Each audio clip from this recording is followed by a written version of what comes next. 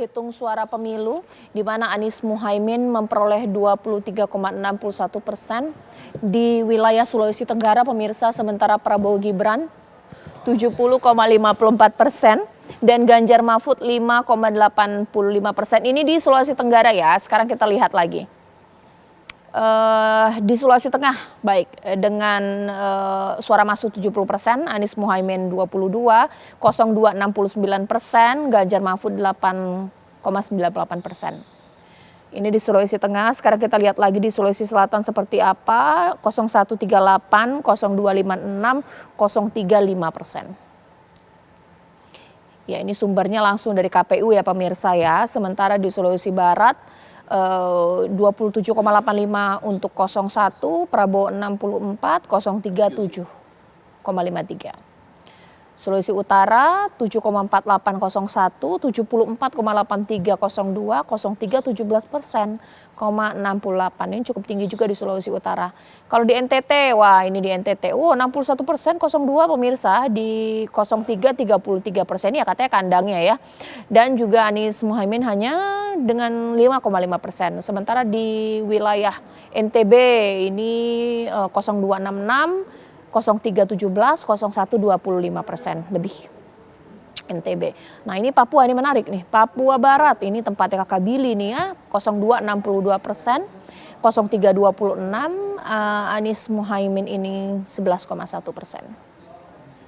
Sementara di Papua Selatan 71,81, wah besar sekali pemirsa untuk 02, di 0318%, di 019, tapi yang ini suara masuk memang masih 17,68% pemirsa ya, jadi masih panjang lah waktu.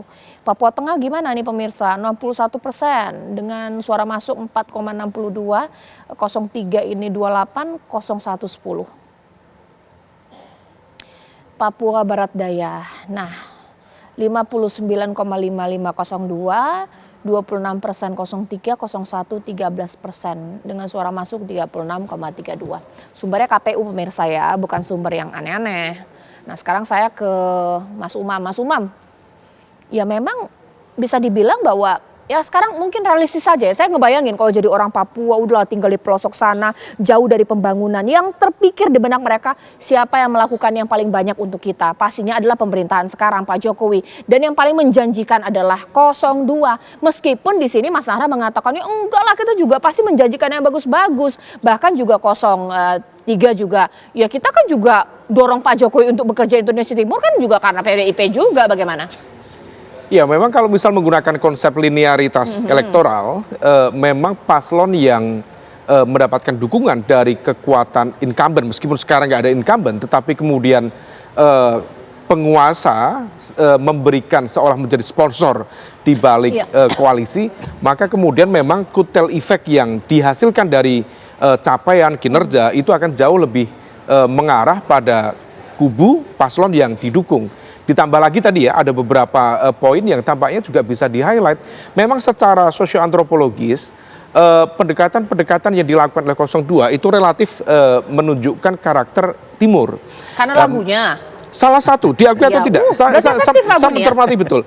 Bagaimana di wilayah Manado. Manado itu Mbak, itu adalah kekuatan terbesar salah satu ya di wilayah Sulawesi Utara. Itu adalah basis terkuat PDIP. Bagaimana kemudian sebelumnya dia menguasai praktis bisa DPR RI-nya, itu bisa 3 orang dan sebagainya. Kemudian mayoritas di DPRD-nya juga penguasanya cukup tebal di sana. Tetapi kemarin situasinya sangat berubah. Misalnya ya, karena memang ada pergeseran beberapa caleg di situ. Tetapi dengan penggunaan tadi itu, istilah torang, macam-macam ya, itu ya, dan kemudian bahkan situasinya berubah itu sejak pada momentum Mei 2023. Ketika waktu itu ada penolakan U20, di situ ada sebuah dinamika yang sifatnya mungkin lokal, tetapi dinamika lokal itu terus kemudian bergulir dan kemudian dijual sedemikian rupa. Nah, kalau misal kemudian terjadi situasi yang berbeda, maka kemudian kita bisa melihat salah satunya adalah Sulawesi Utara terbukti, terkonfirmasi 72% itu sangat tinggi. Bahkan tadi 74 ya, 74%. Maka kalau misal kemudian ada situasi yang sosio-antropologis mungkin tidak di take account, diakui atau tidak, itu memberikan impact lanjutan. Ditambah lagi di wilayah lain, Papua tentu ada noken. Tidak semuanya wilayah menjalankan sistem noken, tetapi hampir sejumlah wilayah Papua, terutama di wilayah dapil-dapil baru, hasil dari pengembangan itu beberapa yang kemudian bisa digarap dengan sistem noken. Nah kemudian di saat yang sama, diakui atau tidak, Pak Prabowo itu adalah anak seorang ibu yang berasal dari Halmahera. Nah Halmahera tahu sendiri, kita juga melihat bahwa sentimen itu kadang juga menjadi bagian dari kampanye di tingkat lokal yang udah dijual oleh kubu 02, terutama di wilayah Maluku dan lain sebagainya. Nah sisi-sisi ini yang kemudian memberikan insentif elektoral yang cukup memadai, ditambah memang betul secara sosioekonomi masyarakat Indonesia Timur kita, saudara-saudara kita, secara kesejahteraan, misal tadi menggunakan indeks pembangunan manusia, Human Development Index, dari aspek pendidikan, kesehatan, kesejahteraan, memang relatif berada di bawah teman-teman di Indonesia Tengah ataupun Barat. Maka begitu kemudian ada mekanisme yang sifatnya bantuan, termasuk program, itu mereka kemudian bisa mempersepsikan itu jauh lebih positif, sehingga kemudian impact elektoralnya bisa lebih terasa. Saya pikir gitu. Saya ke Mas Ciko. Saya sampai lihat ini ya, ketika momen Ganjar datang ke Papua banyak sekali disambut oleh Drawa, disambut oleh tokoh adat, tidak kurang dari riuh yang terjadi di sana. Sebenarnya ketika tim datang ke sana, sambutan yang baik ini juga sekaligus memastikan juga sih bahwa ya pilih kita gitu. Jangan kemudian disambut baik karena PDIP tapi pilihan juga berbeda. Ya istilahnya split tiket tadi. Bagaimana Mas Ciko? Ya enggak dong, pastinya kita semua turun ke bawah, TPN maupun PD Perjuangan, P3 maupun Hanura dan Perindo, kita kan solid untuk mendukung Pak Ganjar ya kan. Setidak-tidaknya bahwa dianggaplah nggak solid, tapi nggak mungkin suaranya segitu. Itu aja, anomalinya terlalu jauh. Ini terlalu aneh ya kan. Turn out jadi gini. TPN juga melakukan penghitungan-penghitungan untuk memprediksi hasil pemilu itu bukan hanya melalui survei ya kan. Selain survei kita melakukan FGD di semua daerah termasuk di Papua dan di negara bagian Indonesia Timur maksudnya. Nah ini juga kami salah satunya juga melihat turnout dari massa ketika kita melakukan kampanye, dan kita juga menghitung berapa pintu yang sudah kita ketuk, berapa tatap muka yang sudah dilakukan oleh para relawan ya untuk memenangkan Pak Ganjar dan Pak Mahfud. Begitu juga kunjungan Pak Ganjar dan Pak Mahfud. Pak Ganjar ini kalau dibandingkan capres yang lain, jujur bisa dihitung dia yang paling aktif dan berkeliling di mana-mana di seluruh Indonesia, dan ini juga menjadi pertanyaan bagi kami. Jadi kalau mau ditanyain berulang-ulang apakah solid apa enggak, PDI Perjuangan insya Allah solid. Dan kita juga sangat keras untuk kader-kader yang tidak solid memperjuangkan Pak Ganjar. Mungkin sekarang saya ke Mas Nara singkat saja. Harusnya 01 itu dapat berapa sih di Indonesia Timur? Lah, versi dari 01 sendiri. Selama ini kita melakukan tidak quick count ya. Kalau quick count itu nggak bisa nggak bisa memotret itu manual kecurangan. ya. Itu manual. Jadi kita kumpulkan semua C1 dari Indonesia Timur semuanya. Cuma sampai sekarang baru 6% ya. Kapan diumumkan itu nanti hasilnya? Dalam waktu dekat lah. Yang baik. pasti kita nunggu KPU dulu, karena kita ingin kejujuran dulu. Kita juga punya C1, nanti kita bandingkan. Yang pasti kita berkeinginan di sana itu lebih dari 40 ya, sekitar 39-40 setelah yang lain. Tapi itu bahwa ini ada perubahan-perubahan yang dilakukan oleh partai-partai pendukung, partai pengusung. Ini kita lakukan. Bahwa kemudian program-program untuk Indonesia Timur juga luar biasa bagus. Tetapi sekali lagi kita harus mengingat bahwa kita perlu keadilan dan kesejahteraan dan pemerataan, termasuk dari pemerintah, termasuk dari penyelenggara pemilu.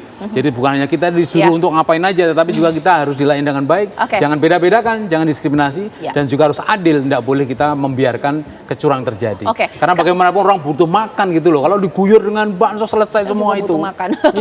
Kakak Billy terakhir, kalau ada yang meragukan suara besar dari 02 di Indonesia Timur, coba yakinkan, mungkin memang kita dapat angkanya segitu karena kita melakukan luar biasa dibandingkan paslon lain. Silakan Kakak Billy. Ya, mungkin sedikit klarifikasi cepat, ibunya Pak Prabowo bermarga Sigar itu dari Minahasa, Sulawesi Utara. Tapi prinsipnya benar, beliau dari Indonesia Timur. Jadi yang disampaikan tadi juga benar, dan memang jadi ada hubungan genetik yang begitu kuat, dan beliau aktif membangun kampungnya di sana, di Lengoan, Pak Prabowo. Walaupun nggak capres juga memang dari dulu beliau aktif memperhatikan. Nah, jadi saya sudah argumentasi saya tadi 3 sudah cukup menjawab. 1, bahwa yang ditunjukkan di quick count dengan yang nyata real di lapangan sambutan meriah itu cocok. Jadi apa yang tertulis secara vote dan apa yang terjadi sambutan masyarakat di lapangan itu clear. Kemudian akseptabilitas Prabowo Gibran di Indonesia Timur itu terjadi bukan hanya karena Jokowi, benar karena Jokowi effect dan ada narasi mereka melanjutkan pembangunan, tetapi juga Pak Prabowo dan Mas Gibran membawa narasi-narasi pembangunan yang inklusif untuk Indonesia Timur, yang dilihat dari asta citanya itu keinginan untuk pembangunan berkeadilan, memberikan panggung, memberikan kesempatan yang setara.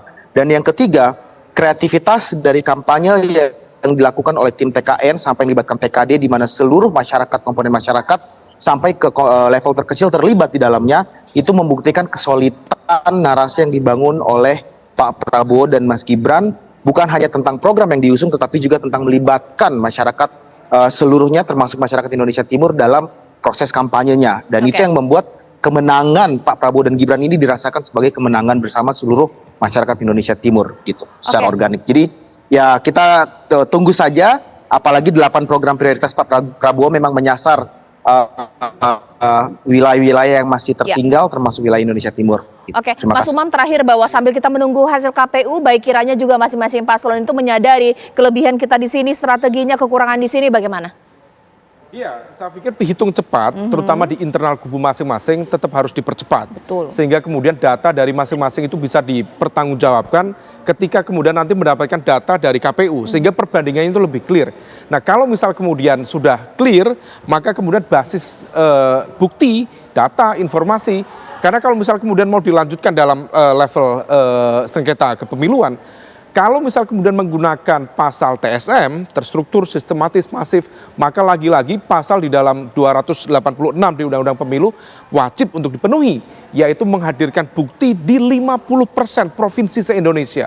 Kalau misal memang itu betul solid dan kemudian datanya valid, maka potensi bagi MK untuk menganulir putusan atau dari proses panjang ini bisa terjadi. Tapi rasa-rasanya memang agak susah, agak sulit. Nah, semua bergantung pada kubu 01 plus kubu 03, seberapa mampu menghadirkan data yang sangat solid itu. Oke, baik. Untuk dugaan kecurangan pemilu ranahnya berbeda karena kita belum bisa mendengar berapa versi benar atau versi secara keseluruhan data dari KPU. Kami pun juga masih menunggu nih konferensi pers masing-masing hitung manual dari paslon 02, 01 dan juga 03 pemirsa. Tapi apapun itu wilayah Indonesia Timur ketika diraup luar biasa oleh 02, menarik untuk kita bahas, tadi itulah perbincangannya.